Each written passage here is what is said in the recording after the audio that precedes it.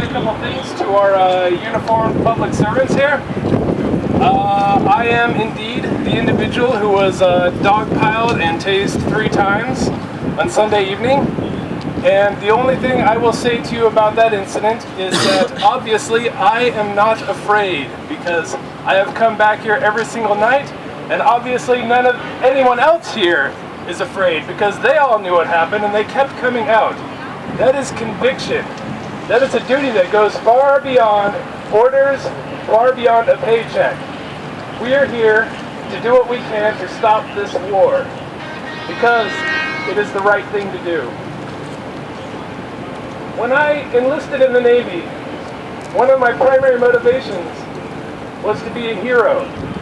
I grew up reading comic books like everyone else, and I saw, all the ads and stuff, and thought, wow, I want to go off and be a hero, protect democracy and stuff. And I'm sure there are some of those, some of you within your ranks that read stories and saw television shows and cartoons with police officers and said, wow, I want to be a hero, I want to go protect people. And I'd really like to ask you to reevaluate what you're doing. Do you think you really are being a hero? As Mr. Andrew Hendricks said earlier, you are protecting property. You are protecting people like George Bush and Dick Cheney, the war criminals of this country, and then arresting us for doing nothing more than trying to exercise our freedom of speech. That is what I ask you. Please, think about that. Are you truly being the hero you wanted to be? My name is TJ Johnson, and I'm a city council member in Olympia, Washington. And I'm here today because I have no other choice. I have done everything that I can think of to stop this insane, immoral, illegal war. I've done it as a citizen. I've done it as a city council member. I've done it as a parent. And yet, here we sit watching millions of dollars in military equipment being loaded onto a ship that we know is going to go over and hurt people on all sides of this conflict. The other night I stood here in this street and I talked to a soldier who's part of the 4th Stryker Brigade. He's going to Iraq next month with this equipment. He was here amongst us the other night, talking to us and thanking us for being here. He doesn't want to go. Many of the people in his unit don't want to go. So I asked him, I said, why are you going? And he said, well, when I was there on my first tour of duty, I picked up a parasite, and I brought that parasite home. And it's an airborne parasite that reproduced in his house. And his young son, who's now 40 months old, got this parasite. His son has now had a full white cell transplant just to stay alive. I asked him, why don't you leave the military? He says, if I leave the military, I lose my health insurance. My son's medical bills, he said, were $800,000 last year.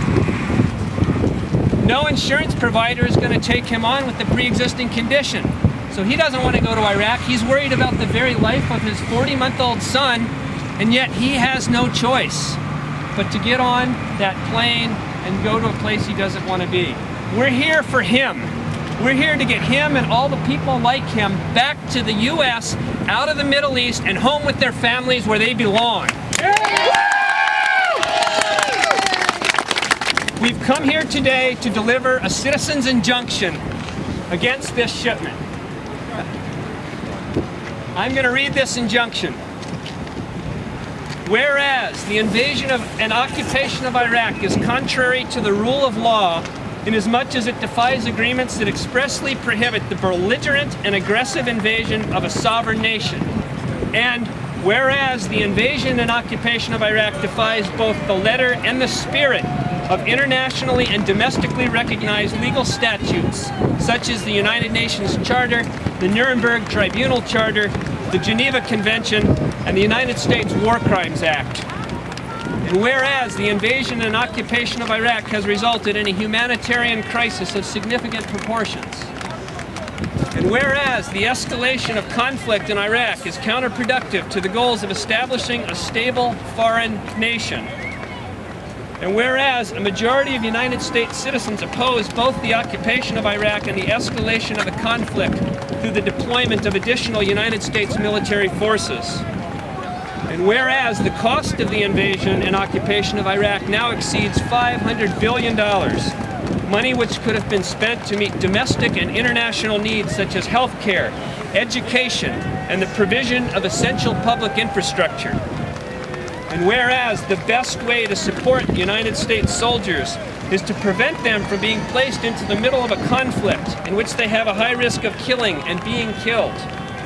And whereas I have exhausted every legal means available to me to petition my elected leaders for the cessation of conflict, and whereas under legal precedent and historical practice, control over the American military rests firmly with the civilian population, now, therefore, be it resolved that I, the undersigned, as a citizen of the United States of America, do hereby prohibit the shipment of military vehicles belonging to the 4th Brigade through the publicly financed port of Tacoma.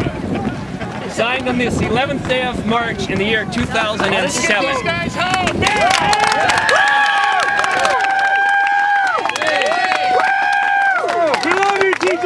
This is for my son. I do not want my son to grow up in a world that knows war.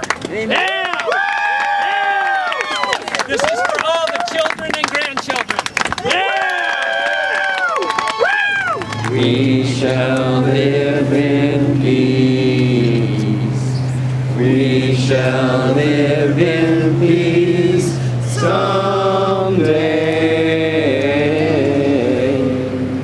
Oh, deep in my heart, I do believe we shall